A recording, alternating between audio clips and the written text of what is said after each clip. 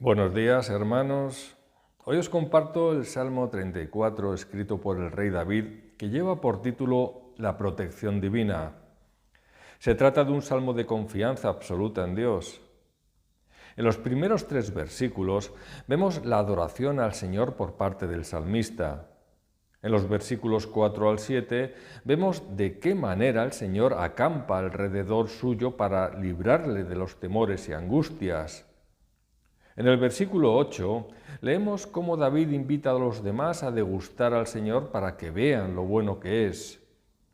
En los versículos 9 al 14, David enseña e instruye acerca de cómo es Dios, a quien debemos temer para alcanzar bendición. Finalmente, en los versículos 15 al 22, el rey David anima a confiar siempre en el Señor.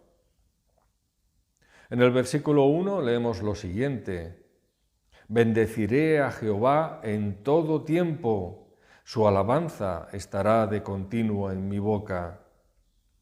Bendecir a Dios es más que nada una muestra de nuestra gratitud y adoración, porque de Él recibimos toda bendición, pero nosotros nada podemos aportarle para completar esa plenitud que ya tiene. Algunos cristianos solo bendicen a Dios cuando les otorga lo que les agrada o piden, llegando incluso al resentimiento hacia Él si las cosas no les van bien. Pero olvidan que ya nos dio todo cuando entregó a su Hijo por nosotros. No puede haber mayor muestra de amor, y así quedó reflejado en Juan 3:16. Por eso, solo la gracia mediante la fe en Cristo puede convertir nuestros corazones endurecidos en corazones agradecidos, más allá de las circunstancias sean o no favorables. Porque esta fe nos hace ver que nuestro Padre sabe que tenemos necesidad de comida, bebida o vestido, y al buscar primero el reino de Dios y su justicia, todas ellas nos serán añadidas, como nos dijo el Señor en Mateo 6:33.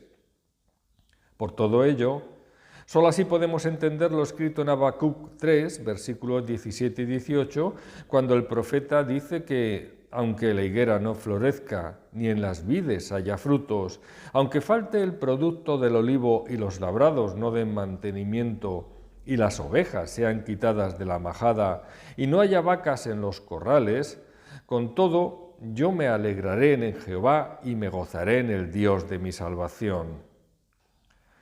Oremos por alcanzar tanta fe como para no desfallecer ante la adversidad, sabiendo que es difícil, pero no imposible con la ayuda de Dios. Sin ella, jamás podría Job haber pronunciado las palabras mencionadas en el versículo 21 del capítulo 1 de su libro, cuando dijo: «Desnudo salí del vientre de mi madre, y desnudo volveré allá. Jehová dio y Jehová quitó. Sea el nombre de Jehová bendito». Charles Spurgeon escribió que el que alaba a Dios por sus misericordias nunca irá falto de misericordias por las que alabar. Si alabamos en todo tiempo seremos bendecidos. Por eso Pablo en 1 Corintios 10:31 nos dice que si pues coméis o bebéis o hacéis otra cosa, hacedlo todo para la gloria de Dios. Pero además, la alabanza también debemos expresarla a través de nuestros labios más allá del corazón, porque por medio de nuestra lengua bendecimos al Dios y Padre, como nos revela Santiago 3:9, ya que de la abundancia del corazón habla la boca, Mateo 12:34 y Lucas 6:45. Además, también sabemos que Dios es santo y habita entre las alabanzas de Israel como pueblo suyo, Salmo 22:3. Por lo tanto, alabanza y bendición a Dios van unidas, ya que solo alaba al Señor aquel que reconoce lo que Dios ha hecho en su vida, de donde le ha librado por pura gracia sin merecerlo. Por lo tanto, tenemos la doble capacidad de expresarla por ambos medios, ya sean internos o externos, dado que, como expresa Basilio de Cesarea en su comentario, en el interior de la persona hay una boca espiritual por la que ingiere el alimento cuando participa de la palabra de vida, que es el pan que desciende del cielo, según Juan 6:33. El profeta se refiere a esta boca cuando exclama: mi boca abrí y suspiré, porque deseaba tus mandamientos. Salmo 119, versículo 131. Y el Señor mismo nos insta a mantenerla bien abierta, para que podamos recibir a través de ella plenitud del alimento de la verdad, al decir: abre tu boca y yo la llenaré. Salmo 81, 10. Por tanto, una vez la idea e imagen de Dios ha sido grabada y sellada inalterablemente en el interior de nuestra alma, puede ser considerada propiamente alabanza a Dios. Pero en el versículo 2 de este Salmo 34 se nos invita a expresar la alabanza por medio de nuestros labios a fin de compartirla. Por eso leemos: en Jehová se gloriará mi alma, lo oirán los mansos y se alegrarán. Debemos tener cuidado para no traspasar la delgada línea entre lo que hacemos para Dios con buen propósito y el envanecimiento que eso puede provocar en nosotros, es decir, entre dar la gloria a Dios o al hombre. Nunca somos nosotros, sino Él, tal y como nos explica Pablo en Romanos 11:36, al escribir: porque de Él y por Él y para Él son todas las cosas. Este es un problema que nace del alma, no de la boca, ya que de la abundancia del corazón habla la boca. Por eso todo parte de que sea el alma la que otorgue toda la gloria a Dios, para que así pueda expresarse por los labios. Por eso, solo cuando sentimos verdadero gozo en el alma nos gloriamos en Dios, porque no se trata de revolcarnos por el suelo o soltar por la boca expresiones ininteligibles para los demás, mientras temblamos o nos movemos impulsivamente para que vean que somos llenos del Espíritu Santo. Esto no es más que ego disfrazado de una supuesta espiritualidad, objeto de exhibición ante los demás para que vean lo santos que somos. Nada tiene que ver este espectáculo lamentable que se practica en muchas iglesias con el alma que se gloría en Dios, ya que todo culto debe ser racional, Romanos 12:1, y parte de un Dios de orden, no de caos. Nuestro gozo tiene origen en algo que jamás merecimos y aún así nos fue otorgado por pura gracia y amor. La salvación del alma en definitiva del cuerpo glorificado es algo que a día de hoy nos cuesta entender debido a nuestra limitación carnal. Pero si pudiéramos experimentar lo que Pablo escuchó cuando fue arrebatado al tercer cielo a tenor de 2 de Corintios 12:4, quizá podríamos percibirlo de otra manera, de otra forma. Además, solo los mansos y humildes de corazón pueden alegrarse cuando escuchan a otros gloriarse en el Señor, porque rechazan todo protagonismo que no tenga que ver con Él. Aquel que desea ser alabado ante los demás no puede gloriarse en el alma cuando es Dios quien es alabado. La soberbia y rebeldía no es admisible en el reino de los cielos.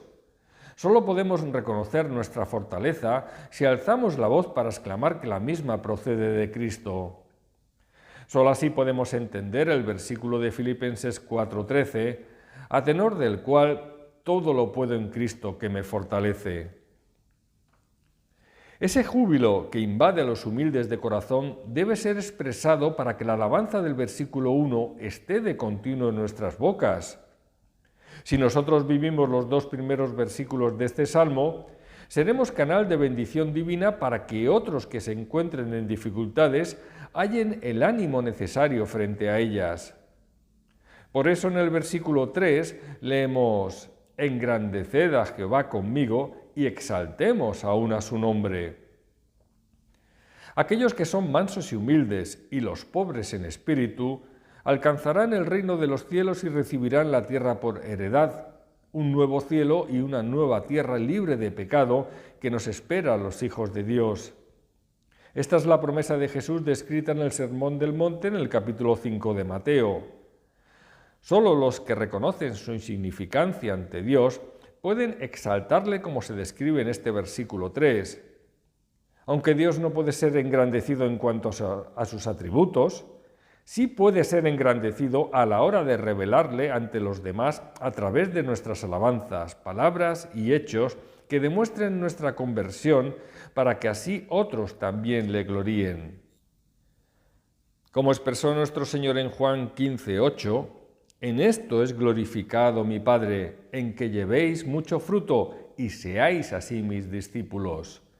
Y como escribió Agustín de Hipona en su comentario, si amáis a Dios, conducid al amor de Dios a todos los de vuestra casa, a todos aquellos con quienes mantenéis relación, a quienes tienen que ver con vosotros. Pero también el salmista nos habla en plural, lo que nos recuerda la necesidad de tener comunión los unos con los otros a la hora de glorificar a Dios. Como añade el propio Agustín de Hipona, si amáis el cuerpo de Cristo, es decir, la unidad de la Iglesia, animad a todos los que forman parte de ella a disfrutar juntos del deleite de engrandecer al Señor. Y gritadles con el salmista, venid, engrandeced conmigo al Señor y exaltemos aún a su nombre. Sí, exaltemos su nombre juntos, unidos. Por eso en el Nuevo Testamento se nos insta en Hebreos 10:25 a no dejar de congregarnos para mantener firme esta comunión para la gloria de Dios.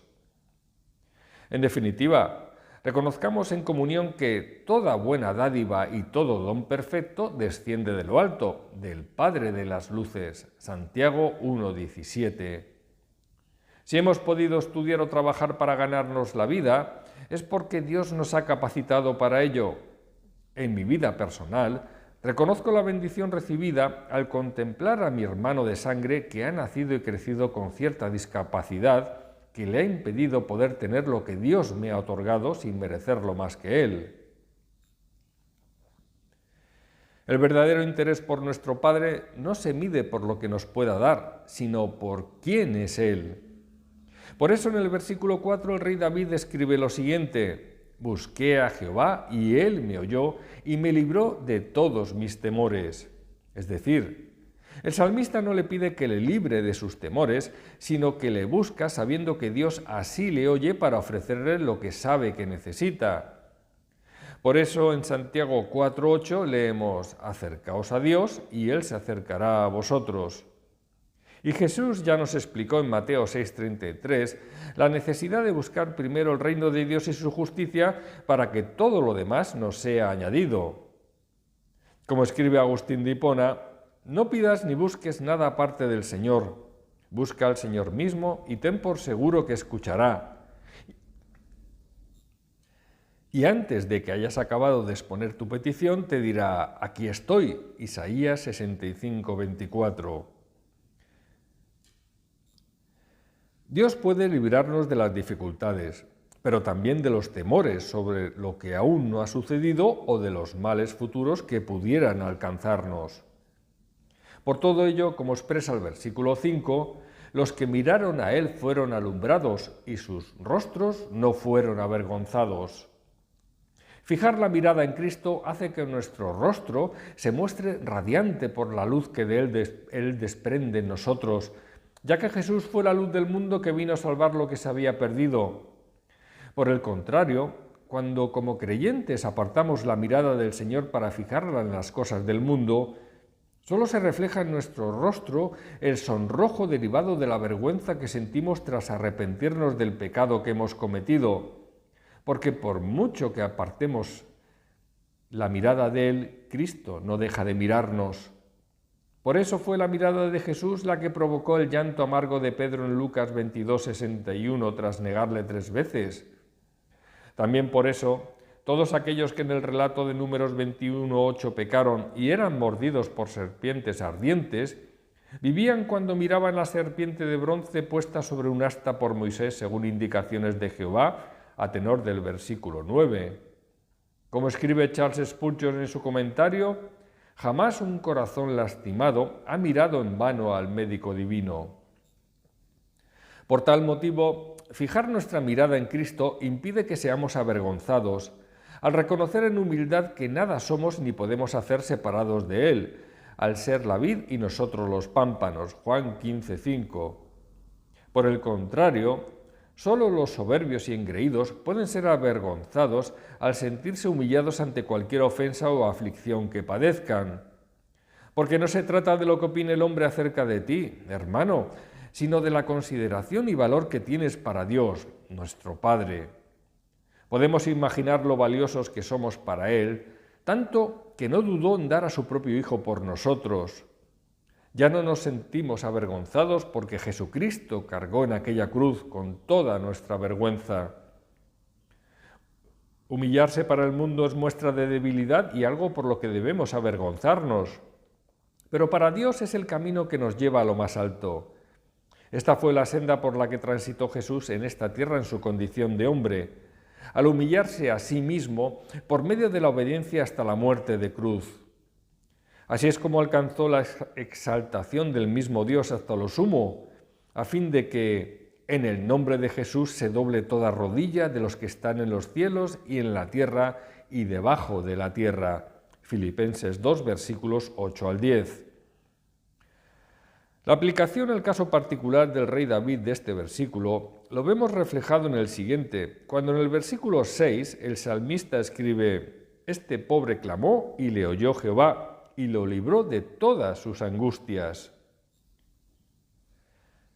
Es el arrepentimiento al mirar a Cristo el que nos quita la vergüenza que nos impedía acercarnos a Dios para clamarle y ser oídos. Pero solo los pobres en espíritu alcanzan esa bienaventuranza al ser conscientes de su indignidad, según Mateo 5:3, ya que Dios resiste a los soberbios y da gracia a los humildes, Santiago 4:6 y 1 de Pedro 5:5. En este sentido, podemos leer en el Salmo 51:17 que los sacrificios de Dios son el espíritu quebrantado. Al corazón contrito y humillado no despreciarás tú, oh Dios. El efecto que provoca lo anterior consiste en ser librados de todas las angustias. Como escribe Charles Spurgeon, ser oído por Dios equivale a ser librado. Y solo seremos oídos en virtud de los méritos de Cristo, sin que importe lo que hagamos separados de Él. Pero tampoco olvidemos que nuestra oración debe ser incesante al tener el clamor un sentido de grito o voz que se profiere con vigor y esfuerzo, según lo define el diccionario de la Real Academia de la Lengua. Por eso en el Salmo 55, versículos 16 y 17, escribe el salmista: «En cuanto a mí, a Dios clamaré, y Jehová me librará. Tarde y mañana y a mediodía oraré y clamaré, y Él oirá mi voz». Tan fiel es la promesa que Dios nos comparte en su palabra, que la misma se repite en el versículo 17 de este Salmo 34, a tenor del cual claman los justos y Jehová oye y los libra de todas sus angustias. ¿Y quiénes son esos justos sino aquellos que hemos sido justificados en virtud de la sangre de Jesucristo? Somos librados de toda angustia porque, como refleja el versículo 7, el ángel de Jehová acampa alrededor de los que le temen y los defiende. Este ángel de Jehová no es otro que Jesucristo, quien ya fue anunciado en Malaquías 3:1 al decir que «He aquí, yo envío mi mensajero, el cual preparará el camino delante de mí. Y vendrá súbitamente a su templo el Señor a quien vosotros buscáis, y el ángel del pacto a quien deseáis vosotros. He aquí viene, ha dicho Jehová de los ejércitos». En 2 de Reyes 6, versículos 15 al 17, se nos relata la historia de Eliseo en la época en la que el rey de Siria entabló guerra contra Israel y envió un gran ejército para atacarles. Entonces el criado de Eliseo, preso del pánico, le preguntó qué harían, a lo que Eliseo contestó: «No tengas miedo, porque más son los que están con nosotros que los que están con ellos». A continuación Eliseo oró y dijo: «Te ruego, oh Jehová, que abra sus ojos para que vea». Entonces Jehová abrió los ojos del criado y miró, y aquí que el monte estaba lleno de gente de a caballo y de carros de fuego alrededor de Eliseo. Esta historia nos revela de qué manera el Señor nos defiende por medio de sus ángeles, que son espíritus ministradores enviados para servicio a favor de los que somos herederos de la salvación, como está revelado en Hebreos 1:14. Muchas veces no somos conscientes de los peligros que nos acechan en esta guerra espiritual de la que todos como hijos de Dios somos partícipes y de qué manera somos librados de ellos. Sin embargo, podemos descansar tranquilos, porque solo el ángel de Jehová mató en el campamento de los asirios a 185.000 en una noche, como se nos describe en 2 de Reyes 19:35. Pero Dios solo defiende a los que lo temen, a quienes se consideran pobres en el espíritu, como se menciona en el versículo 6, no a los que se consideran tan ricos al considerar que no necesitan a Dios.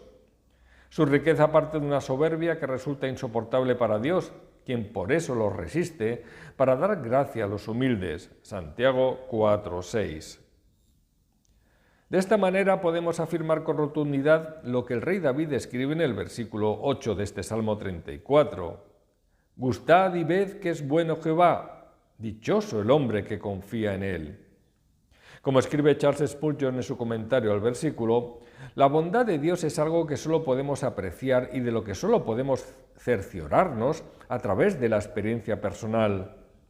Por lo tanto, solo si hacemos uso de los medios de gracia que Dios nos proporciona al nacer de nuevo en Cristo, seremos capaces de disfrutar de la bondad de Dios que conlleva toda la bendición que necesitamos en esta vida y la venidera.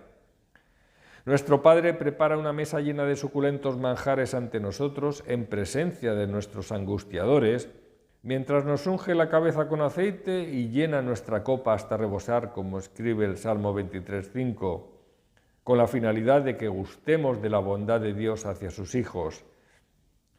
Está en nuestra mano abrir los ojos y la boca para disfrutarlos, o por el contrario, cerrarlos para rechazarlos. Por tal motivo, el rey David nos exhorta en este Salmo 34 a hacerlo primero para nuestra bendición. Por medio del gozo que nos proporciona esta delicia a través del paladar del alma, obtenemos la dicha fruto de la confianza en esta bondad que damos por segura. Esto es así al experimentarla a lo largo de la vida como verdaderos creyentes, colaborando con nuestros sentidos para saborear la aplicación de la palabra tras haberla comprendido y aplicado. Por lo tanto, y como escribió Richard Allein, nuestros sentidos ayudan a nuestro entendimiento. Disfrutamos del cobijo a la sombra del Omnipotente porque lo amamos, de la manera que en Cantares 2:3 se nos ilustra con la imagen del joven amado bajo cuya sombra nos sentamos, y que es como el manzano entre los árboles silvestres, que nos da un fruto dulce al paladar. Para la Iglesia de Cristo, Dios no se complace únicamente en hacernos ver si brotan las vides o si han florecido los granados, como también ilustra Cantares 7:12, sino que también nos da a gustar el vino que brota de ellas para nuestro deleite. Cantares 8:2. Pero todo parte de lo que Jesús nos reveló en Mateo 19:17 al decir que ninguno hay bueno sino uno, Dios. Sabiendo esto, tenemos la certeza de que nuestro Padre no permitirá que ninguno de sus hijos seamos destruidos, porque hemos confiado en su palabra. Pero toda aquella bendición fruto de la bondad de Dios solo nos será otorgada cumpliendo con la condición descrita en el versículo 9 de este Salmo 34, el cual revela lo siguiente: Temed a Jehová, vosotros sus santos, pues nada falta a los que le temen. Es indudable que el temor de Dios como principio de la sabiduría va ligado a la obediencia a su palabra, pero a toda ella, porque cualquiera que guardare toda la ley pero ofendiere en un punto, se hace culpable de todos. Santiago 2:10. Sin obediencia, quien afirme temer a Dios miente al no respetar su autoridad. Y ese temor nos provee de lo necesario en esta vida, sin garantía de lujos o caprichos, pues nada falta a los que le temen.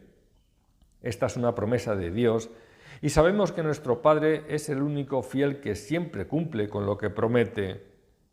Este temor de Dios va ligado al conocimiento de quién es Él, y para ello Cristo constituyó a unos apóstoles, a otros profetas, a otros evangelistas y a otros pastores y maestros. Efesios 4:11. Pero lo anterior lo hizo con una finalidad concreta, como añade el versículo 12, es decir, a fin de perfeccionar a los santos para la obra del ministerio, para la edificación del cuerpo de Cristo. Por lo tanto, la Iglesia se edifica para la obra del ministerio, pero previamente hay que conocer quién es la cabeza que todo lo sustenta. Esta obra parte de un servicio que nos afecta a todos los miembros de la Iglesia. Nadie debe quedar excluido. Cada uno tiene su función o propósito, por pequeño que sea, y todos debemos buscarlo en humildad, sin pretender un ministerio o función al cual no hemos sido llamados.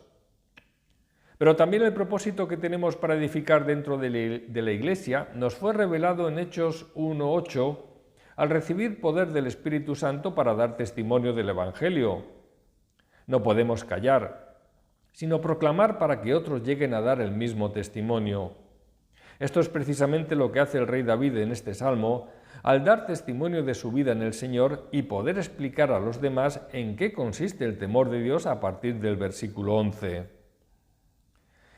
Pero previamente añade en el versículo 10 algo que ayuda a reforzar la confianza en el Señor cuando David se dirige a personas que se encuentran desesperadas y en necesidad, al decir que los leoncillos necesitan y tienen hambre, pero los que buscan a Jehová no tendrán falta de ningún bien. David nos dice que aquellos que no tienen al Señor en sus vidas, por muy poderosos que se consideren como los leones, siempre serán personas necesitadas.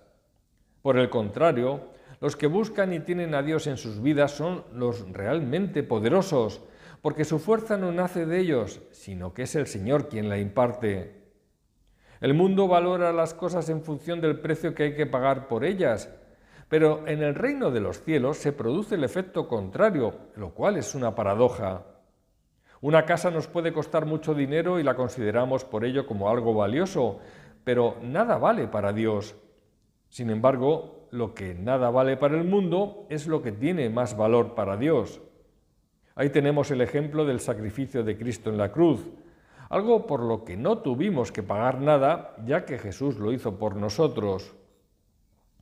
Consideremos estas palabras y nunca nos sintamos de menos en este mundo por aquello que nos falta o que no somos. Valoremos lo que somos, hijos de Dios, y con eso lo tendremos todo. Por eso, cuando nos sentimos llenos espiritualmente de Dios a través de su Espíritu, dejamos de sentir el deseo de cosas materiales que van más allá de lo necesario, ya que Dios nos provee desde arriba para que no falte la abundancia abajo en la tierra. Por eso en Isaías 45:8 el Señor nos dice: «Rociad, cielos de arriba, y las nubes destilen la justicia. Ábrase la tierra, y produzcanse la salvación y la justicia. Háganse brotar juntamente. Yo, Jehová, lo he creado». Y en Malaquías 3:10 está escrito que es Dios quien nos abre las ventanas de los cielos para derramar la bendición hasta que sobreabunde. Por eso los que buscan a Dios no tendrán falta de ningún bien, pero solo un hijo de Dios puede buscarlo de corazón, porque éste ha sido regenerado. Puede que en un momento dado Dios considere que es bueno para nosotros privarnos de algo necesario a fin de probar y fortalecer nuestra fe, pero nunca permitirá que esta carencia nos destruya. Toda prueba, por difícil que sea, guarda un propósito de cara a perfeccionarnos a la imagen de Cristo. Aparte de esto, hablamos de bienes que son beneficiosos para los creyentes. De ahí que cuando Jesús nos dijo «pedid y se os dará», hacía referencia ante todo a lo que aprovecha para nuestra santificación y también a lo que nos ayuda a disfrutar de las cosas materiales para nuestra satisfacción. Dios no solo da las cosas, sino también la capacidad para disfrutar de ellas. Por eso el versículo compara al que es poderoso como un león, pero que necesita, de aquel que por buscar a Dios tiene todo lo que necesita de la manera expuesta. Solo el Señor puede otorgarnos el contentamiento que provoca nuestro gozo en lo que nos concede en esta vida, ya sea espiritual o material. Esta es la razón por la cual la persona que tiene más dinero no siempre es la más feliz. No se trata de buscar todas las cosas, sino al Señor de todas las cosas. Como expresa el Salmo 84:11, porque sol y escudo es Jehová Dios, gracia y gloria dará Jehová. No quitará el bien a los que andan en integridad. Es decir, Dios concede todo lo que considera bueno para quienes caminan con integridad por la vida. En virtud de lo anterior, en Eclesiastés 6, versículos 1 y 2, el predicador escribió lo siguiente: «Hay un mal que he visto debajo del cielo y muy común entre los hombres, el del hombre a quien Dios da riquezas y bienes y honra, y nada le falta de todo lo que su alma desea. Pero Dios no le da facultad de disfrutar de ello, sino que lo disfrutan los extraños. Esto es vanidad y mal doloroso. Aquí vemos los dos bienes que da el Señor, pero el disfrute de lo que da solo lo concede a aquellos que le buscan porque le temen. Este temor parte del conocimiento real de Dios, que a su vez deriva de su palabra, la cual refleja su voluntad.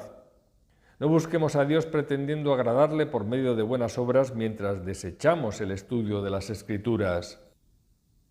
Esta es la enseñanza que se quiere transmitir a los demás, y nada mejor que hacerlo a quienes todavía son niños. Así, en el versículo 11 de este Salmo 34 leemos: «Venid, hijos, oídme, el temor de Jehová os enseñaré». El temor de Dios como principio de la sabiduría es algo que debiera enseñarse en toda escuela y en todo hogar por parte de los padres. Porque sin temor de Dios no puede haber obediencia y respeto por su autoridad que emana de la palabra. Al final todo se relativiza y acaba importando más el criterio del propio sujeto, que se cree sabio en su propia opinión, que la misma voluntad de Dios reflejada en el texto. Por eso el estudio de la Biblia es imprescindible desde que el niño adquiere la capacidad para entender lo que revela. Con ello le proporcionamos la herramienta para que pueda acordarse de su Creador en los días de su juventud, a fin de no desperdiciar su vida llegando a la vejez con los achaques que conlleva y faltos de contentamiento, como escribe Eclesiastés 12:1. Cuanto antes busques a Dios, antes le hallarás. Proverbios 8:17. El temor de Dios consiste en aprender a amarle y servirle como merece, a honrarle, y así seremos igualmente bendecidos, ya que bendecirá a los que temen a Jehová, a pequeños y a grandes. Salmo 115, versículo 13. ¿De qué sirve enseñar a los niños materias que solo aprovechan en esta vida si no aprenden lo que les servirá cuando la misma finalice para alcanzar la vida eterna junto a Dios Padre y Jesucristo? Porque, ¿qué aprovechará al hombre si ganare todo el mundo y perdiere su alma? Mateo 16:26. Además, el mero conocimiento sin el temor de Dios solo conduce a la vanagloria, ya que el conocimiento envanece, pero el amor edifica. Primera de Corintios 8:1. Pero resulta evidente que solo aprende quien tiene deseo de aprender. Por eso en el versículo 11 del Salmo se invita a los niños a venir para prestar atención y escuchar la enseñanza. Además, del texto se desprende una idea fundamental, según la cual el hecho de nacer en una familia cristiana no garantiza la regeneración del corazón que lleve a la salvación. El temor de Dios no se hereda, sino que se aprende a lo largo de un proceso vital en colaboración con el Espíritu Santo.